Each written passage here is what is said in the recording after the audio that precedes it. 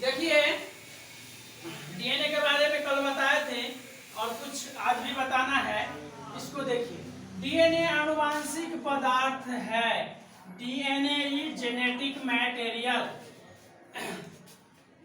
Scientist को DNA आनुवांशिक पदार्थ है कि प्रोटीन आनुवांशिक पदार्थ है, इस पर साइंटिस्ट के बीच काफी वर्षों तक क्या रहा, विवाद रहा। नहीं कि कोई कहते थे डीएनए आनुवांशिक पदार्थ है, तो कोई कहते थे क्या है, प्रोटीन आनुवांशिक पदार्थ है। इसी के क्रम में हम लोग देखते हैं कि डीएनए आनुवांशिक पदार्थ कैसे है। आप देखिए 1902 ईस्वी में सटन और बोवेरी ने यह साबित किया कि आनुवांशिक लक्षण जो है जनक से पीढ़ी दर पीढ़ी किसके द्वारा स्थानांतरित होता है, डीएनए के द्वारा होता है। किसने इस बात को साबित किया, सटन और बोवेरी ने। कब साबित किया, 1902 ईस्वी में साबित किया। लेकिन काफी वर्षों तक यह विवाद रहा कि डीएनए मतलब आनुवांशिक पदार्थ है तो प्रोटीन आनुवांशिक पदार्थ है। इस दोनों में क्या रहा, विवाद चला। तो देखिए डीएनए को आनुवांशिक पदार्थ होने के पक्ष में प्रमाण, क्या प्रमाण है, मतलब आप कैसे प्रूव कर सकते हैं कि डीएनए आनुवांशिक पदार्थ है और कैसे आप प्रूव कर सकते हैं कि प्रोटीन आनुवांशिक पदार्थ नहीं है। तो डीएनए को आनुवांशिक पदार्थ होने के पक्ष में प्रमाण क्या है, फिर यहाँ पर रुक जाइए, यहाँ पर देखिए, पहले कोई नहीं लिखेगा।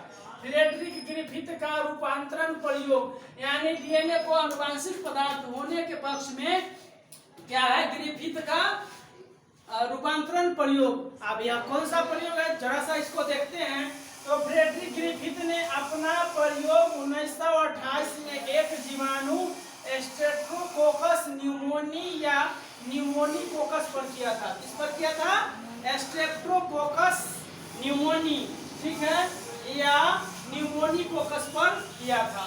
अभी रुकिएगा, अभी समझ में नहीं बात आएगी, लेकिन जरा कुछ समझ में आ जाएगा। थोड़ा सा यहाँ देखिएगा, न्यूमोनी प्रभेद के प्रकार। तो उन्होंने देखा क्या, न्यूमोनी प्रभेद जो होता है, न्यूमोनिया का जो प्रकार होता है, दो प्रकार के होते हैं। एक क्या होता है, इसका नाम है उग्र प्रभेद। क्या नाम है, उग्र प्रभेद। इसको हम लोग इंग्लिश में बोलेंगे वायरुलेंट। क्या बोलेंगे, वायरुलेंट, या एस स्ट्रेन बोलेंगे। इसको क्या बोलेंगे, एस स्ट्रेन। और दूसरा का नाम है अनुग्र प्रभेद, इसको बोलेंगे नॉन वायरुलेंट। नॉन वायरुलेंट को आप आर स्ट्रेन बोल सकते हैं। मतलब क्या हुआ, निमोनिया का जो प्रकार जो है प्रभेद, मतलब एक एस टाइप का है और एक आर टाइप का है। कोई प्रॉब्लम नहीं है। आप देखिए उग्र प्रभेद, एक्सप्लेनेशन इसके बारे में। तो उग्र प्रभेद जो है चिकना होता है, इसके ऊपरी आवरण पॉलीसेकेराइड का बना होता है। क्या होता है, पॉलीसेकेराइड का बना होता है और यह होता है चिकना होता है।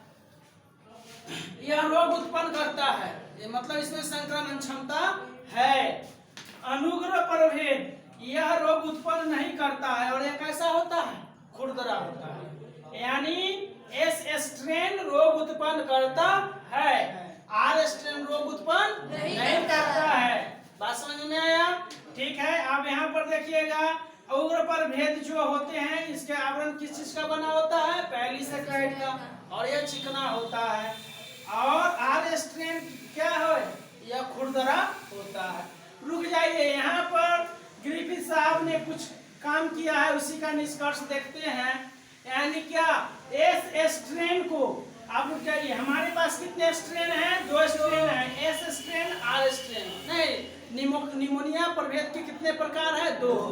एस स्ट्रेन में मतलब इससे रोग उत्पन्न होगा, आर से रोग उत्पन्न नहीं होगा। तो एस स्ट्रेन को क्या किया, इंजेक्ट किया, निकाल कर चूहे में चढ़ाया। किस चीज में चढ़ाया, एस स्ट्रेन को चूहे में चढ़ाने से चूहे की क्या हो गई, मृत्यु हो गई। क्या, मृत्यु हो गई। और आर स्ट्रेन को लेकर चूहा में चढ़ाने पर क्या हुआ, माइस लाइफ, मतलब क्या हुआ, चूहा नहीं मरा। बात समझ में आ रहा है।